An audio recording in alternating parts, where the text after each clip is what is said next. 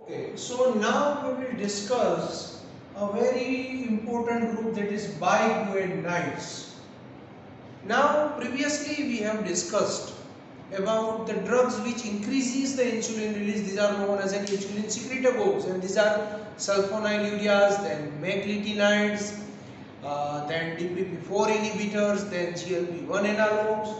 But the primary problem in the type 2 diabetes is insulin is there, as I have told you that in many type 2 diabetes, especially in the Asians, if you just do the plasma insulin level, that is actually higher as compared to the normal individual. It means that insulin is not functioning, and that's why we have to overcome the insulin resistance, and we have to improve the utilization of the glucose by the peripheral tissues.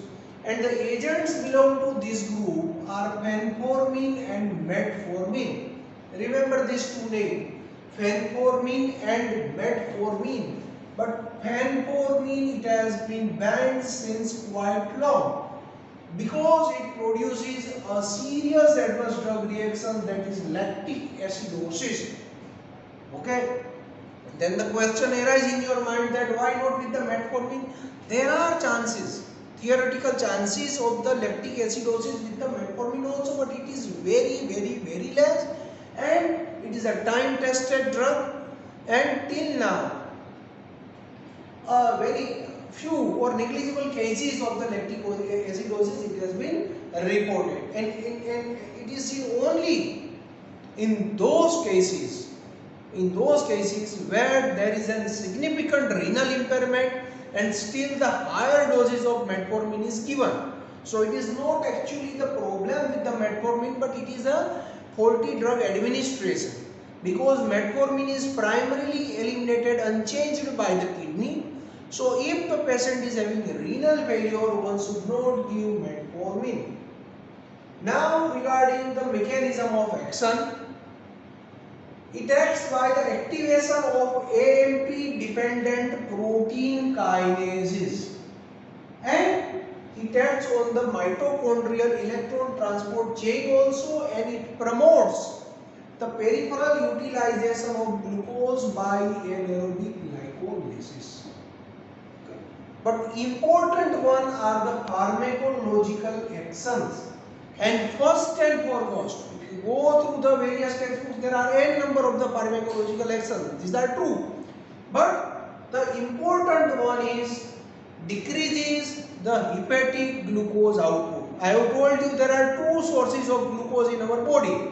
One is those we are taking meal, and the meal produces or the meal derived glucose, and second is the glucose output from the liver, and these metformin inhibit the hepatic glucose output significantly. And how it inhibits hepatic glucose output? By inhibiting the hepatic neoglucogenesis. So this is the principal action. The second action is it also increases the glucose uptake by the peripheral tissue. This is the biggest problem in type 2 diabetes, especially the skeletal muscle and the fat. And how it will do this action? You know that there are the glucose transporters, GLUT.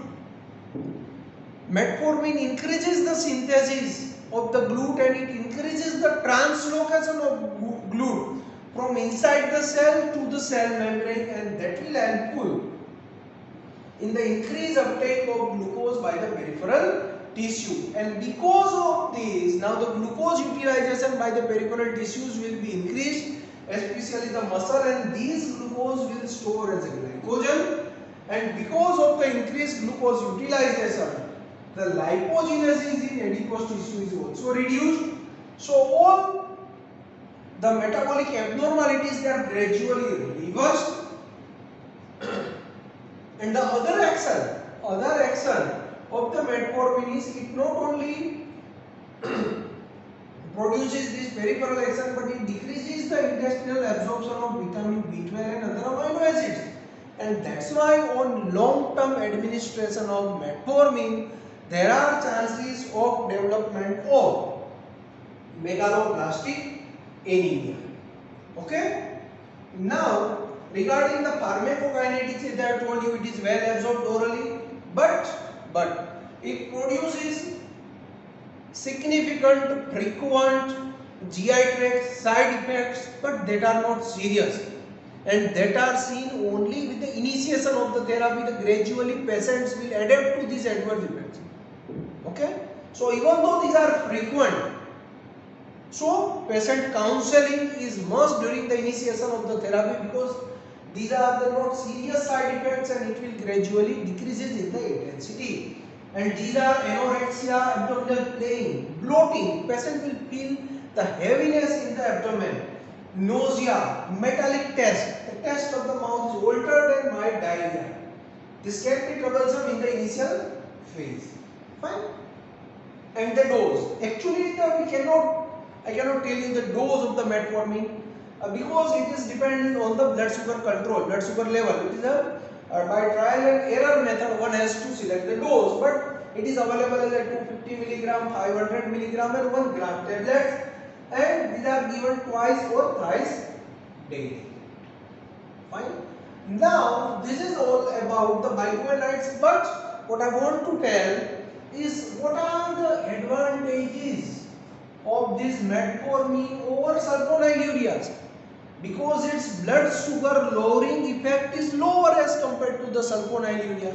It produces these adverse effects also, but still why they are superior, and not only the superior, metformin is the first choice of drug in type 2 diabetes if not contraindicated.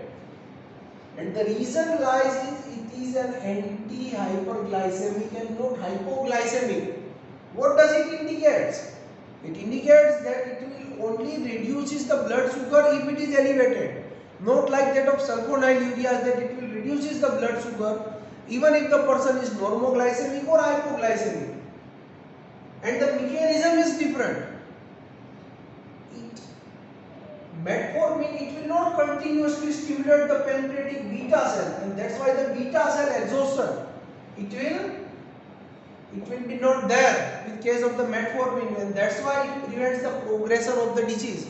Again I am repeating that beta cell exhaustion is responsible for the progression of type 2 diabetes. There are various other actions. I have told you that metformin it reduces the appetite also. So it is helpful in the patients having obesity, and you know that obesity, hyperlipidemia, hypertension, diabetes, all these are closely related diseases. And if a diabetic patient loses the weight, its insulin sensitivity increases. It has also been found that the metformin, it reduces the development of microvascular and macrovascular complications of the diabetes. So not only to control the blood sugar, but it will additionally causes many advantages, or it will solve many problems in the diabetic individual. And another advantage is it can also be given in the pre-diabetic individuals, especially those who are obese. And it has been shown that the control of the blood sugar, it has been achieved in the case of impaired glucose tolerance. And there is another use of the metformin, that it is the drug of choice in case of PCOD, that is polycystic ovarian disease. So the take home message from these bicarbonate of the metformin is that it is the drug of choice, drug of initial choice of type 2 diabetic patients. If not contraindicated or if not tolerated, it will prevent the progression of the disease, it will prevent the complications of the disease. And if the blood sugar is not controlled with the metformin alone, then it can be added with other agents like sulfonylurea.